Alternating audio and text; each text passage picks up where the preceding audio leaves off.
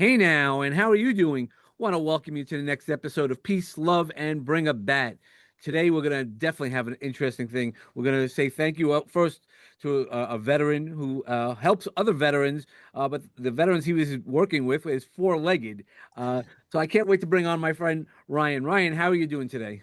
I'm doing great, David. I'm happy to be here. And I heard that you are into horses, which I'm really excited about because, yes, I'm the dog guy, but I found a love for horses as well. I hope we can talk about that today. Oh, for sure. Yeah, it's really a sentient being, right? You can see the love and light in the animal's eyes, and it, once you get that trust, especially a dog is a little bit easier to get that trust, but Mm, once you get the trust with a horse, it becomes completely different. You really get a bond in it. You can see them thinking while you're right next to it. mm. That's really interesting, man. You know what? You say that, what comes to mind is types of humans, Mm, right? And people based upon like what they've been through in this human experience from childhood till now. And some of us maybe show up as dogs, but some of us maybe we show up as horses, depending upon the level of trauma of which we had. I think that's really interesting and kind of thought provoking. I don't know what your thoughts are. Yeah, no, definitely, and there's the two different, right? The horse you have to really kind of build that trust a little bit, but once you build that trust, it stays. A dog is a little easier to have that trust. They might not train, at the beginning because they want to do what they want to do, but once they trust you, you can do, really anything, and that's where people sometimes abuse that trust. Mm, But before we start, I just want to say again, thank you for your service. Make mm. sure that we do that, and I know part of your service was also to have our four-legged friends, working with them as well in uncomfortable situations. So thank you for all of that as well. You're worth it, man. Thank you for acknowledging. It was one of the best things I've ever done in my life, my military service. There's so much to gain from that type of lifestyle and experience, and but there's also a lot of it that will change you, and it's not always for the better. I Mm. feel like there's so many rabbit holes we could go down, but something that I'm passionate about is like this unmilitary training. I think that they train us to let's I know this may sound crude and brash, but they train us to be killers. But then they want us to integrate into society, right? And just be regular and have relationships and be productive in the workplace and all of that. But remember what we were trained to do, right? And so I really feel, man, that there needs to be like this unmilitary training and better integration into society. I think that's the biggest challenge, right? I mean, even for law enforcement, and I've worked with a lot of veterans over the years, and that's the biggest thing. They take you out, and when they transition you out, they bring you, out country, and it becomes, like, what do you do? You lose some of that brotherhood, right? There's a lot of loss there, and we don't prepare in society, and again, generally, and when they transition you out, it's like, all right, just you're on your own. Go to the VA, which is overwhelmed, and all of even not the VA, we're overwhelmed as a society with mental wellness and the strategies. We still have some of that. Come on, don't worry about that. You didn't see anything bad, and forget about when you have experienced something that's a little bit more traumatic. Absolutely. I think that one of my new clients, he's actually lives very, really, really close to me. So you can consider him a neighbor. He's become a bit of a friend and he's special forces.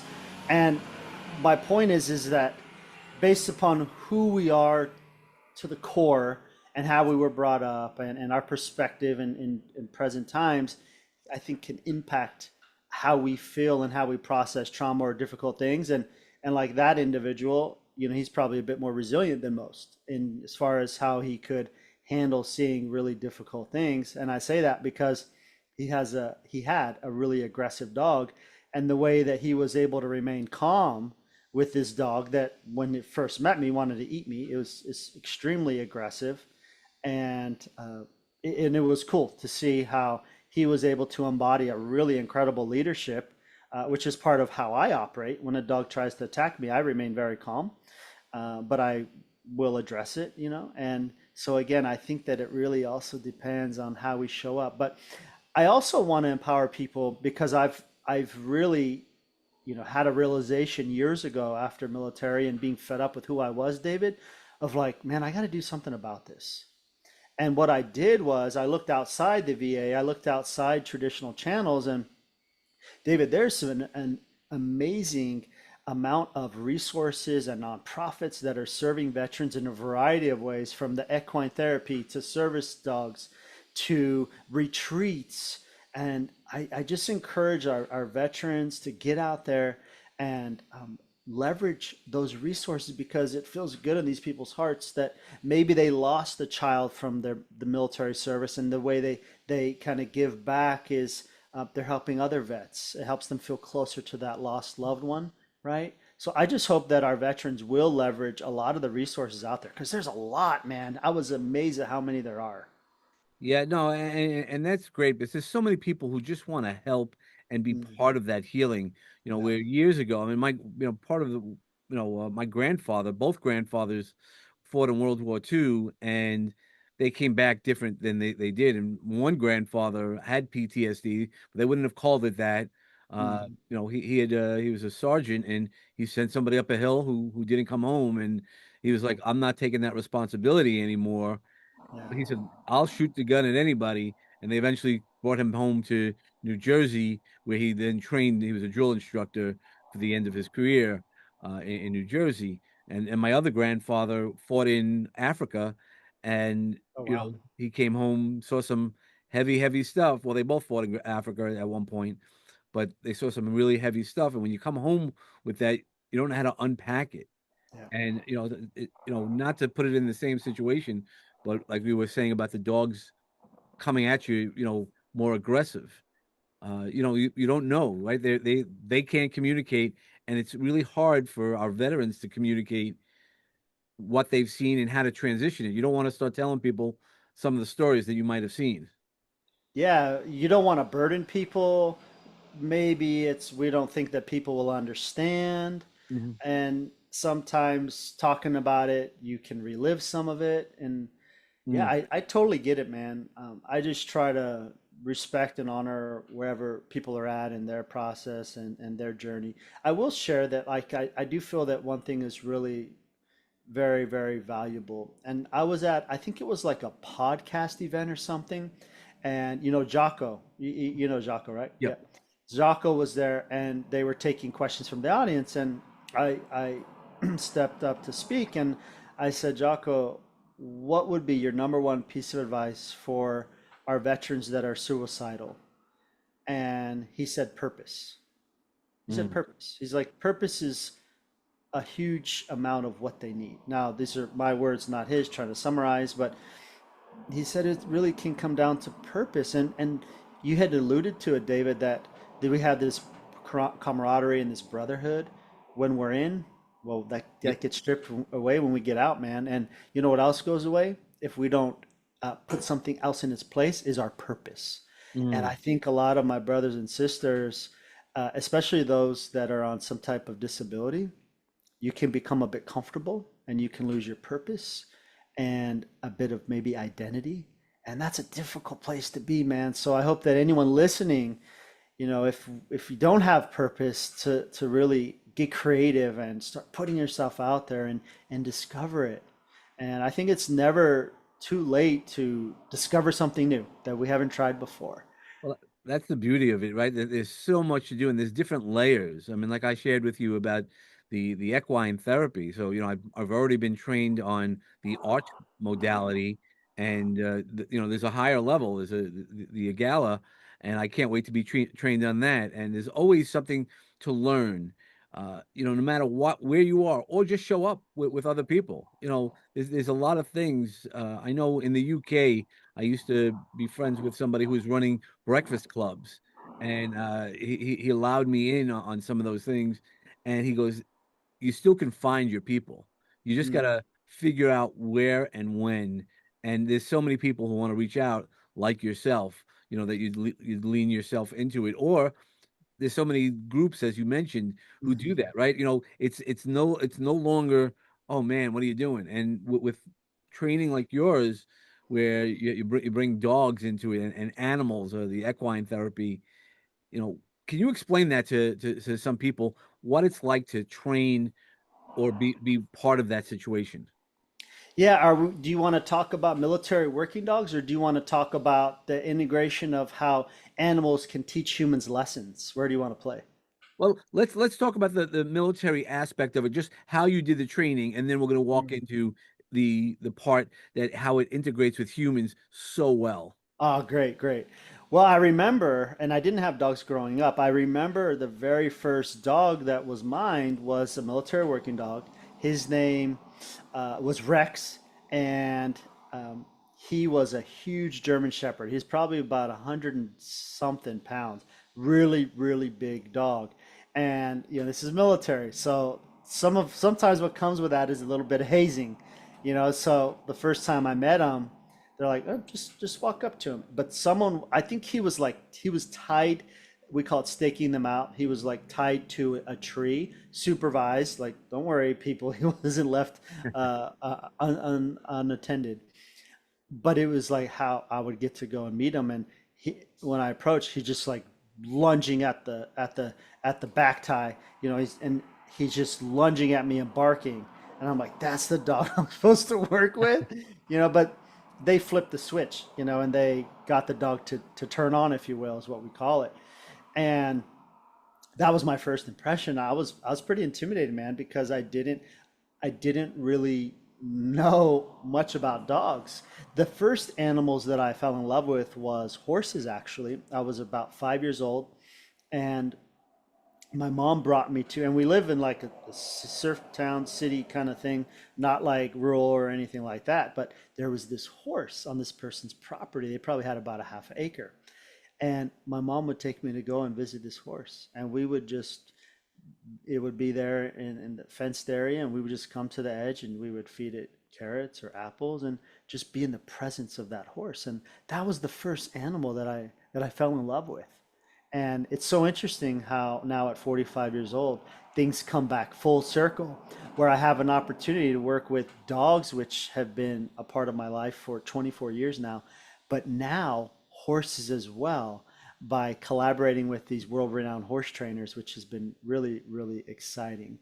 But the way that we train a military working dog and the way that we train a pet dog is actually very different, David, because one dog, the military dogs, we are wanting to be in this aroused state of work, of Mhm. searching, of going to bite. Hypervigilance, right? Yes, Yeah. yes.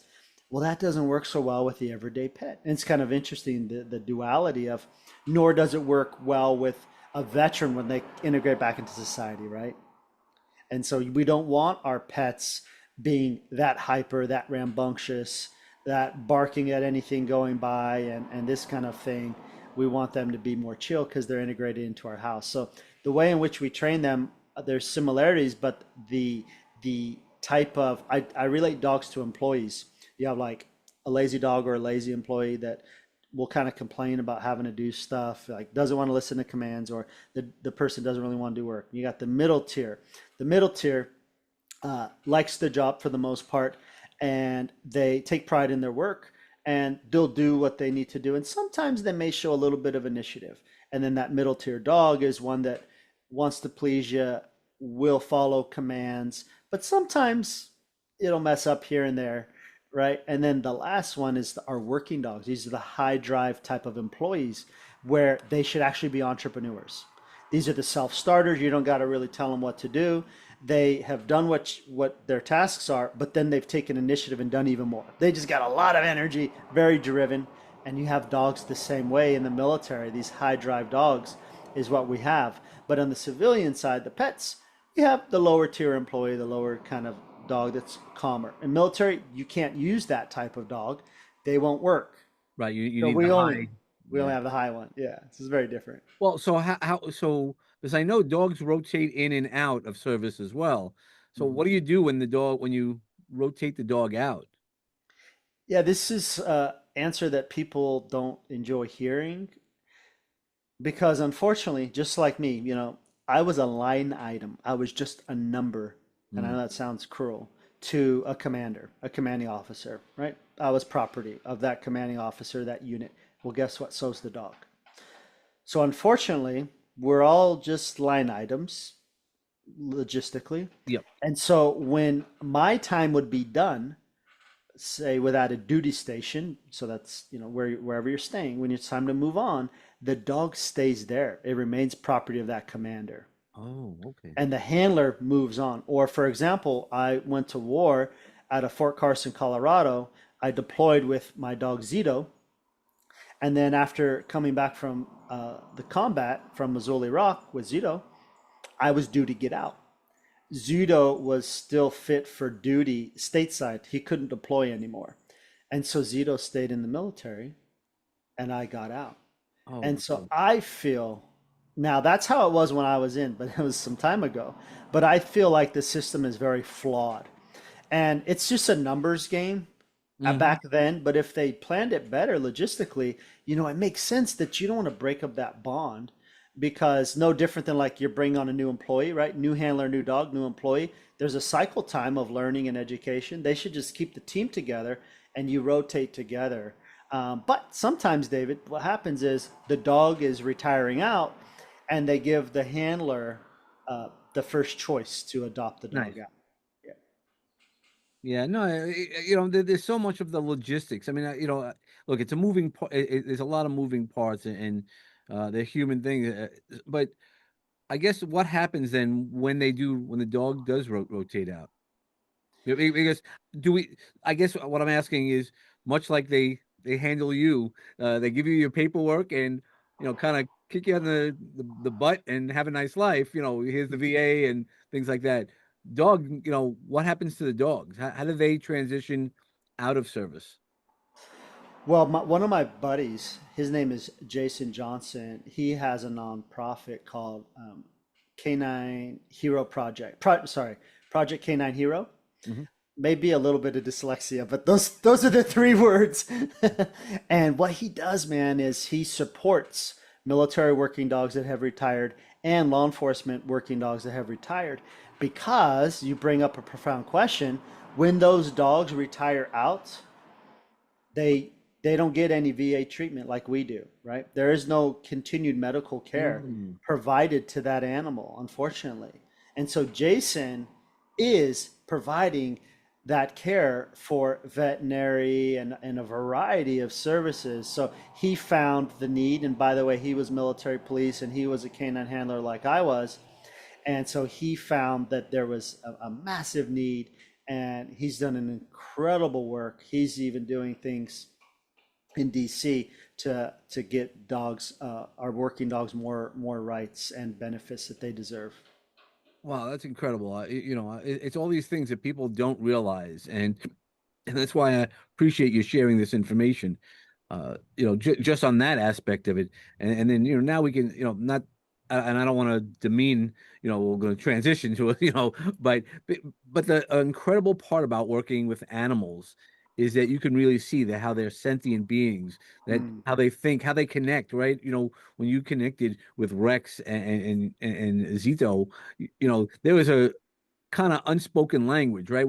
People talk about that all the time about talking to their cats or their Yes. dogs. You have that, and then especially with horses. Horses, when you look eye to eye into something, I mean that's why when they teach us as young guy, young men and young ladies, look into your eyes when you're shaking a hand.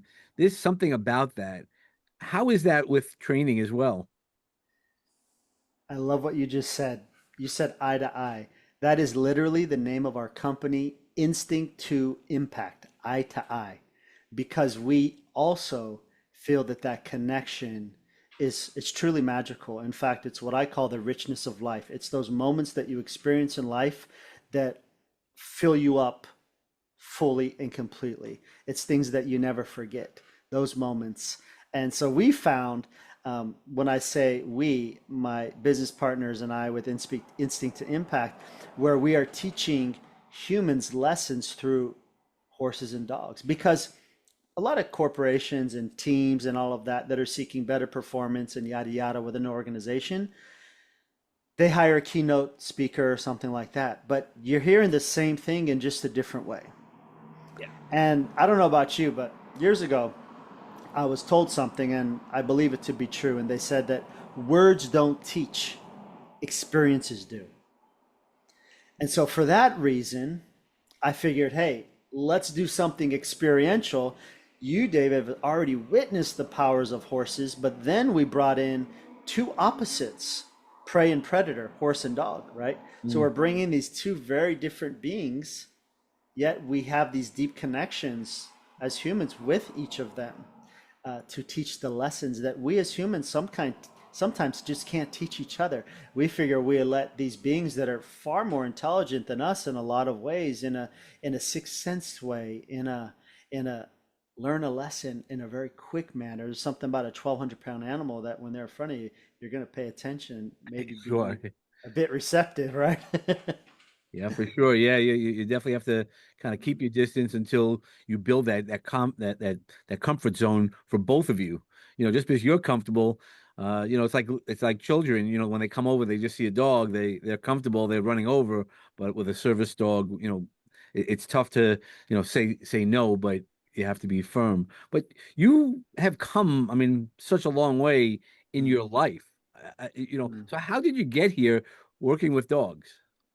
Oh, brother. Well, it started in the military, working dogs, and then in 2000, so I started training military working dogs in 2002. And then after I got done with my military work service, then I got into pet dog training in 2008. I bought into a franchise, and I saw how it was kind of easy to me. It really just flowed. And I'll be very honest with you. I did some really cool things in the military. I worked with the Secret Service. I worked with special forces overseas. I did bomb threat sweeps through Walmarts and all kinds of fun stuff and interesting things. But the truth, David, is that I learned way more about dogs as a civilian working with thousands of dogs rather than a military working dog handler working with about 4 to 5 dogs, if I remember correctly, right? I learned way more. And it's been a real gift, and I think that one of the most transformational things for me was dogs. Dogs really allowed me to transform who I am as a person and evolve into a man I can finally be proud of. But in all actuality, David, I've been a boy most of my entire life in a man body, right? And I can admit that because I've learned the difference now. And I think there's a lot of that out there, unfortunately, if we're Yeah, no, willing to I really agree, witness but that. you've been through a lot. I mean, again, I've checked your background a little bit, and Yeah. you haven't had an easy life. I mean, between accidents, a heart attack, and all these things that brought you here, so you know about resilience. How Yeah, how man. how do you weave resilience in your personal life with when you're training dogs, and has that interaction, that human, animal interaction work. Well, it's like when stuff goes down, are you going to panic and you do something about it? You're going to, right? Hmm. Because if you panic, you're probably not going to get a good result. But if you can resort to the foundational work that you've done, you could get a good outcome. So, for example, your dog's bolting in the street. You could freak out and panic, or you could just handle it, right? Same thing. If you get really bad news, it's understandable to freak out, but it's not really going to do nothing. It's not going to solve it. What's going to solve it is having a really great mindset, figuring out if there's a lesson to learn here, formulating a game plan to solve whatever the problem is, and going after it and staying focused on that. Because I had to learn that back before military service. I was a small-time drug dealer, and someone tried to rob me, and I tried to stab the guy, and that's why I joined the military. The guy threatened to kill me, and I ran. I ran away. I ran away like a boy, and I said to the army recruiter, I said, "Hey man, I'll join right now if you can give me two things. I want to be stationed overseas. Why overseas? Because I want to run far, far away, man. And then the other thing that I wanted was the opposite of who I was. I said, I want to be military police. You see, something within myself said, hey, you got to change, man. You got to do something different. Now, I didn't know had to change because I didn't have the environment to help me do so. And there was something wiser beyond myself that was kind of guiding me, if you will. And so that's how I joined the army, right? Well, I tried to do the good deed, and then within 6 months of my first duty station, I found myself under investigation about something not relevant to why I joined. And it's like, oh my gosh, does this stuff follow me? So I'm under investigation. I can no longer do military police duty. But what ended up happening was profound because I've always been a hard worker, David. I worked 3 jobs senior year in high school. I did the newspaper route before high school, went to school, did a short job, like a little admin thing, and then I worked at a fast food after that. And that served me in my military, and I guess it was recognized by some because even though I was pulled for military police duties, my battalion commander took me as his personal driver. He became like a father figure, and Mm. he really helped shape me those 2 years. And he told me, Ryan, you could do anything you. He said, Matthews, you could do anything you want after this, uh, as far as within our military police corps. He said, what do you want to do? I said, I want to work with dogs. And it's because I saw the dog handlers doing the bite protection stuff during a deployment to Croatia, and just seemed amazing. It seemed so cool, and those guys seemed so happy with what they were doing. And that's how I got my start with canine, and that's how I got my start in the military. But you know, David, while in the military, I did my first bomb threat sweep. It was a Walmart in Colorado Springs. Wow. I remember when I was driving there, I was really, really scared, man. And I told myself, I'm dead, so that I would have the courage to go search. That's what I would tell myself. Well, that mantra never left me because fast forward about, you know, um, I don't know how many years, but I was 30, stage 3 colon cancer diagnosis. 2 months after that, I got a widowmaker heart attack on the 4th of July. Oh, wow. And I went back to work a month after the heart attack because I wanted my drug, and my drug was work. Mm. And so, yeah, man, I know a bit about resiliency, and for me, I just feel like I don't know any other way, man. It's just part of who I am. I got a warrior spirit, and I feel I owe it to my loved ones in society to bring the best person forward and become really good at something and share it with society. And that's what I've done with dogs, man. I don't claim to be the best, but I give a lot of passion, a lot of heart into the work that I do. And after doing it with 6,000 dogs, it's been a really cool ride. That's incredible. Just to be able to do that and to know what, you know, and I'm just always in awe of trainers. I know, I've only trained, a couple of dogs, my own personal dogs and what it goes into. And I know what goes into training dogs for PTSD work. Mm, And that's really, deep work because that's also building that bond. absolutely. What's a great way for people who might have dogs to create that bond?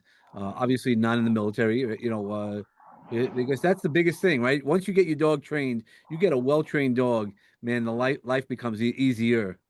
It really does. It really does enhance your life. And there's, it's, let's face it, our dogs are family members. We can bring them to more places, and it just up levels whatever you're going through, man. Whatever experience you're enjoying, it just makes that sunset richer. It makes that car ride funner. It makes that park more enjoyable, right? That just energy that dogs bring to us, and horses too, right? Of course, you can't bring your horse in your car, but the animals just have that special sixth sense and thing that they give us. But I would say some ways in which you can increase the bond. It's it's not always what society does, David. A lot of people are doing things emotionally rather than thinking of genuinely bonding. And so an example is before someone leaves the house, they give the dog a treat. That's emotional. That's totally emotional. That's not trying to increase the bond. Maybe that's I feel bad I'm leaving you, here have a treat, right? But that's not healthy, actually. What would be healthy is hand feed your dog, especially for puppies or getting a new dog. You should absolutely be hand feeding that dog for like a month.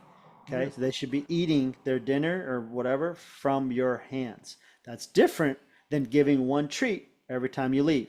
It's very, very different in the dog's mind.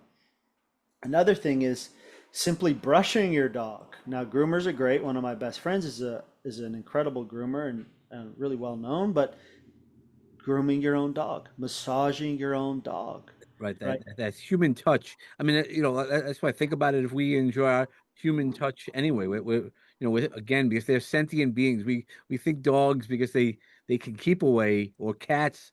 They still need that touch, that connection. They do, and it's the small details in how we do things. So I want everyone that's listening to think about the way in which they walk their dog. Is the dog thinking of you and acknowledging you, or is the dog out in front guiding you? If the dog is out front guiding you, how is that bonding at all? It's Mm. not. And by the way, dogs are born to follow. Yet the dog is out in front leading. It's not how it's supposed to be. Right, which it causes more stress for the dog. Correct. And that's how you get into this leash reactivity, which I'm dealing with almost every single day. And so, what would be a way of which you could bond? Having your dog walk by your side. How do you walk with your loved one, your partner, when you walk a beautiful scenery? Is one way out in front? No, you walk side by side. You're in rhythm with one another. You're in the same cadence, if you will. But our dogs are not walking like that. Mine does, my clients' dogs do, but not everyone's. And that's not balanced. Okay. And so that's a small detail of bond, right? And connection. That's true connection, not bribe with a treat connection. There's a big difference. Yeah. So at the beginning, you do not bribe them, but you kind of, there's a reward system, right? It has to be a reward system. It really depends upon the dog, but there's a variety of ways in which you can reward a dog. Now, I'm a really anti dog trainer. I'll give you an example. A lot of service animals and traditional dog training teaches a bed or a place command, right? Go to a spot, okay? Mhm. Most, and I used to also years ago, would use a treat to get the dog to go on there. I used to do it. I no longer use the treat to get the dog to go on there. Why? Because when you use the food to get the dog to go on there, they are anticipation of the next treat or reward. So Mm. there's a few things wrong with that. Number one, when you reward a dog, they are released from staying, but I want the dog to stay on there. Now you could tell them stay, I get that. But their mindset, that's the number one secret. The top of my system is mindset. Their mindset is not in a stay mindset. Their mindset is in an anticipation of the next reward mindset, right? There's a big difference there. And the other part is they are, with the anticipation, excited and aroused about the next treat.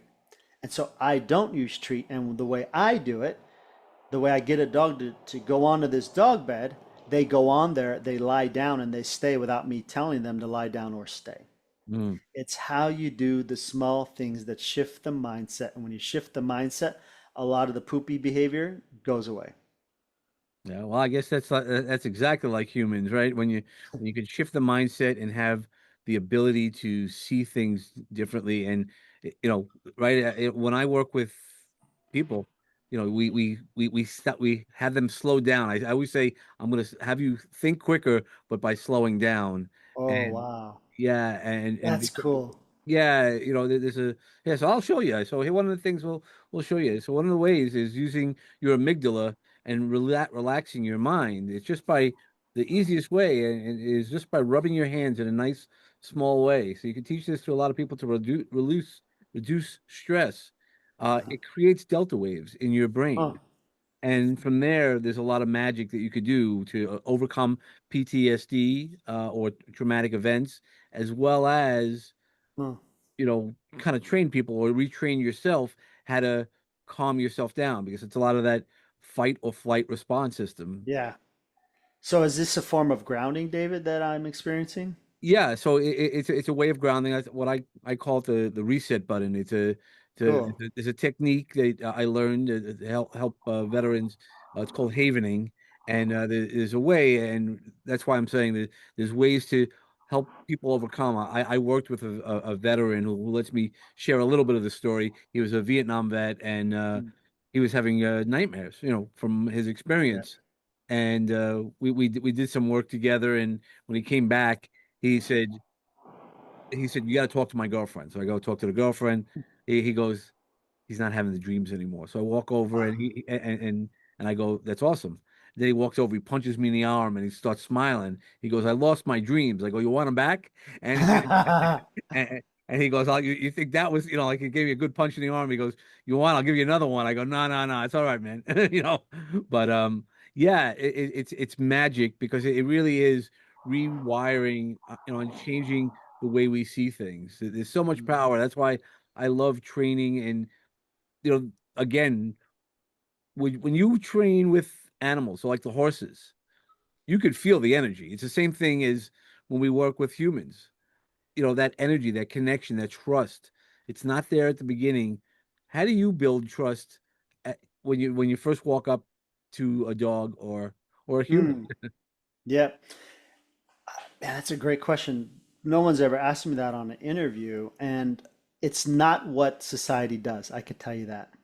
So dogs shake hands through their nose. Dogs are born blind. The first sense that they use is their nose. So the way in which they get to know you is by sniffing you. Now, most people will do the hand out like in a cupped, right? And they put the hand out and let the dog sniff the back of the hand. You should YouTube the accidents that happen through this type of greeting. You're Oh, going to yeah. see so many people get bit. Why? There are no secretions in your hand. You're also coming to the dog in a way that is almost asking for permission. You're supposed to be confident leader, but you're not if you're doing this type of putting your back of your hand to the dog. You're catering to the dog, which is beautiful how we as humans are trying to help the dog have a good experience. That's their heart is in the right place. However, they're not informed. Dogs sniff secretions. No secretions really in the back of your hand. And so that's not what you should do. So how do I greet a dog? I stand still and I allow, and this is where it ties in with the human, and this is why the work from instinct to impact is so incredible because I allow the animal to decide. I don't push my free will onto going to greet that dog. So how do I know if a dog wants to say hello, and maybe a horse too? I'm not a horse trainer. Uh, the dog will come towards me. No different than you will extend your hand out to shake my hand, or you will put yourself out there to give me a hug, and I'll hug you back. But if a dog backs up and or goes behind the owner, it doesn't want the interaction. Yet we tend to need validation so many times and all this stuff. So what do? We push it. We put the back of our hand again. We're reaching around. No, I allow the dog to simply sniff me, David. And if the dog will sniff me and want to be next to me, then maybe I'll just bend down. Of course, this is a friendly dog. I deal with a lot of naughty dogs, so I've been bit many times, right? Um, and so I just allow the dog to come towards me. From after coming towards me, sniff me. Sniffing me is the handshake, human to human handshake, right? And if the dog chooses to stay in my presence, I then will pet them. But I don't use the dog to help me feel better for my bad day because I'm using that being. That's not fair. That's not fair in my opinion, okay? Right. It's not Especially, even it's not an even exchange. Yeah. yes, exactly. And that's why when people ask to meet my dog, I say, absolutely, but can we talk for a little bit? I'm filling that person out. I'm testing their energy. I'm seeing what they're about. Because my dog is my biggest priority in that moment. He's my son. He's my kid. And I am his advocate. And I don't want just any energy or any person coming and what I call sliming my dog, right? I'm looking for someone that I can feel somewhat of a connection with too. And then it's like, ah, this is good vibes, good people. Yeah, please, Zeus would love to say hi to you. And but I think as society, what is the issue? We don't always want to speak up. Why? We don't want other people to feel uncomfortable. But if my heart is in the right place, if my intentions are pure and innocent, and I don't mean any problems, then well, I'm not too responsible for how people feel, Yeah, right? no, right, exactly. We're not responsible, and that's really powerful stuff. Is that we're not responsible for how everybody feels. If you really are putting out good intentions, they can misread or anything like that. That's interesting that you said about most people go, because I've always been taught when you go to a dog, you put out your paws to let them smell to put out not put out your paws, to put out Yeah. your hand, put out open hands versus putting it down, and that's it. But it makes more sense to also just be like, let them come to you and kind of feel out the situation. I mean, right? We all laugh about how dogs when they get together, they're sniffing each other's butt, right? Exactly. Like the smell is what they're doing. Is they're knowing it. That's how they communicate. Exactly. That's how they're getting to know their DNA and what they're about, and if that's someone that they want to get to know. And so the way I let dogs meet me is they simply sniff me, and uh, I don't feel bad if they don't want to hang out with me or get to know me. That's okay. Right. Same with people. It's okay. We're Yeah. not gonna hit it off with everyone, and our tribe though is our tribe. Like it's all good. Okay. All right. So we're rounding up. What I'd love you to do, I always have this section as part of the interview. We're going to walk into a magic garden, and if you can leave one more piece of advice, you know, what would that advice be? Man, I've faced death multiple times, David, and I lost my mom a year ago. She was 66 to Sorry to stomach hear that. cancer. Yeah, thank you for acknowledging. And there's so much noise in the world for us to get distracted by. But the piece of advice that I would give to anyone listening is like, live authentically who you are and go after whatever it is that you're wanting in life. And don't make excuses for any of it. I call it the rocking chair test. One day, David, like we're capable, right now we're capable, okay? We're capable of most anything, okay? But one day, David, when we're like, my grandma's a 93-year-old Italian, okay? She can't do everything that she once could. She's in that rocking chair. So when we're all in that rocking chair, right? We all have that day. When we're reflecting on our life to someone younger, okay? We're talking about our life. Do we have regret while we're in that rocking chair about what we didn't do? And so I just hope that everyone will take action on the things that they think that they may regret and truly keep doing the work to improve who you are as I have, because I wasn't happy with who I was, man. And I got to tell you, once we start to do that, you're so much more enjoyable within your own skin, but those that get to experience you, man. That's awesome. That is awesome. Now, how can everybody find you? Yeah, Instagram at World of Dog Training, and I could, be a resource for people. I got lots of free resources as well about dog training, but that would be the easiest way. Instagram at World of Dog Training. We'll make sure that's in the show notes. Thank you so much for everything. Again, thank you for your service, and helping our veterans, our four-legged veterans as well. And I'll definitely want to try to contact your friend because I'd love to. I always looking. I have a charity that it's called Goons for Good, so I'm always looking for opportunities to push people to really check, great charities. Oh, I love that, man. Yeah, it was my pleasure. You have a great energy yourself. I hope that you can come to one of our events someday. Let's be in touch For with sure. Instinct to Impact. I think you would love meeting our horse trainer, Steve Ross and Sydney Jackson. They're incredible horse trainers, and the work is pretty magical when we can let the animals teach us lessons. Yeah, let's make it happen. Let's figure out how we can make that happen. 100% sure. That's what I love to do, and uh, that's what you know. I've been given the talents, right? There's the old saying of find your talents, and then the rest of your life. Once you find your talent, give it away the rest of your life. And Yes, I'm lucky enough to have some talents, and I'm trying to give it away as much as possible. I love that, man. Well, thank you for doing that. Thank you so much. Okay, and everybody else is always, wishing you peace and love in your life as your foundation. And when you do need to bring a bat, bring awesome thoughts. Be authentic today and hit your sweet spot. Thank you so much.